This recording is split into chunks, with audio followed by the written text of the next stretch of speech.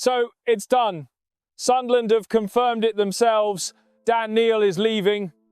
He has joined Ipswich Town on loan until the end of the season, and when June arrives and his contract expires, that will be that. This isn't rumour or near miss. It's the club's own statement in black and white. Reactions are instantly split. On one side, there's a homegrown leader departing for nothing. On the other, a situation that had been running for months has been resolved cleanly without a public standoff. Whatever your view, one thing is clear. This didn't happen by accident. It was a decision, signed off at board level. Here's the part for you want to say out loud. When a player is inside the final 6 months of his deal, the buying club can afford to wait.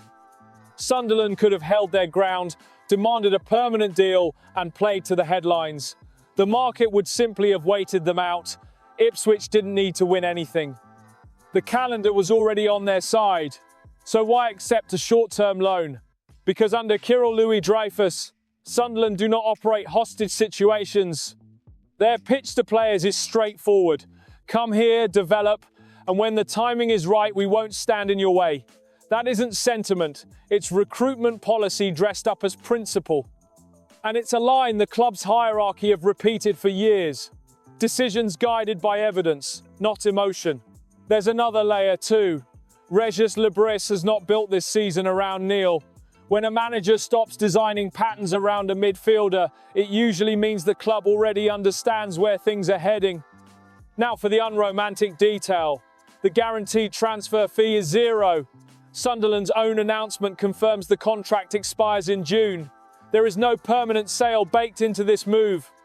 Loan fees and bonuses, undisclosed by both clubs. No official figures, no option clause mentioned. The only number we can state with certainty is nothing up front in transfer terms. Financially, this is about wage space and planning.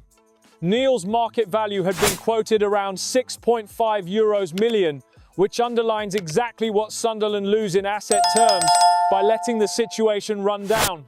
As for wages, estimates place Sunderland's 2025-26 payroll at roughly €67 million per year. Even if Neil sat towards the lower end of the scale, removing him from the books for the final stretch still frees a meaningful six-figure sum.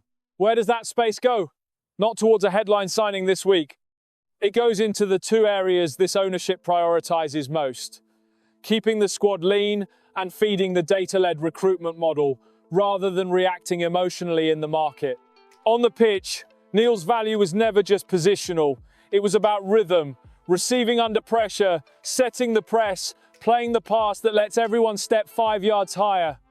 Lose that, and you don't just lose a player, you lose tempo. So how does Lebris adjust immediately?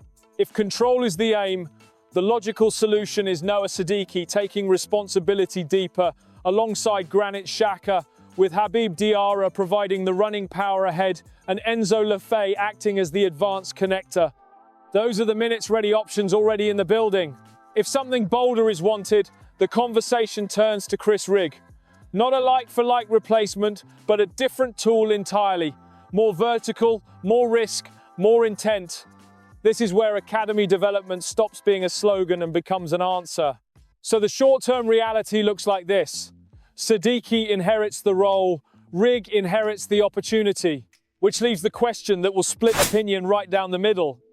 Is Sunderland being smart and disciplined, or are they accepting that even at the top level, they will still allow a €7 million level midfielder to walk away for free because it fits the way they want to operate?